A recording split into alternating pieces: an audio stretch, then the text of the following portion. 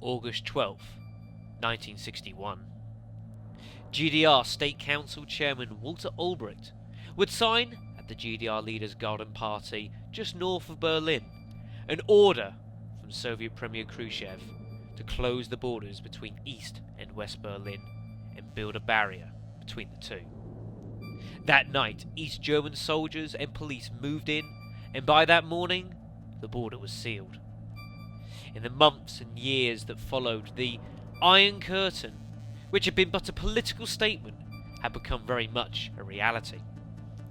Of course, this was just one aspect of the Cold War that would engage the world for half a century.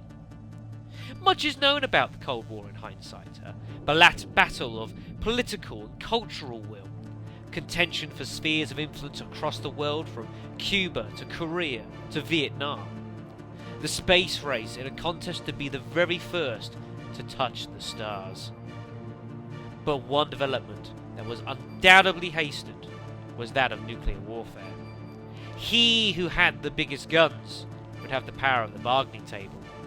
The mad or mutually assured destruction theory would be pushed to its limits. With the collapse of the Soviet Union and a boom in the black market, it was feared that terrorists would one day get hold of these weapons of mass destruction and wreak havoc on the world. A very real possibility demanded a very real response. The US government were already in the process of secretly trying to produce the perfect soldier, finding the best that was available and crafting them into a special unit. It was decided that these special forces be organised to cope with terrorist incidents, specifically involving weapons of mass destruction typified in nuclear, biological and chemical warfare. But what happens when the ones you trust to defend you rise up in revolt?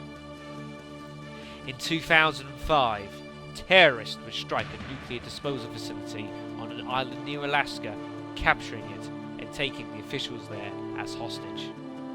They threatened that if their demands were not met, that they would launch a nuclear strike. An invasion of the island? Not possible. And they would have risked a launching of a nuclear strike anyways. The demands simply too steep to be met. And with just a 24-hour deadline, it seemed that there was only one way to save the world from inevitable disaster. And for that matter, only one man who could save it.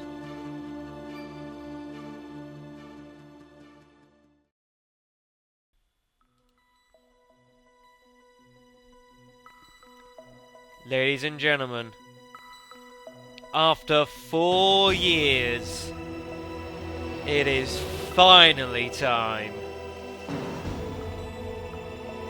Kept you waiting, huh?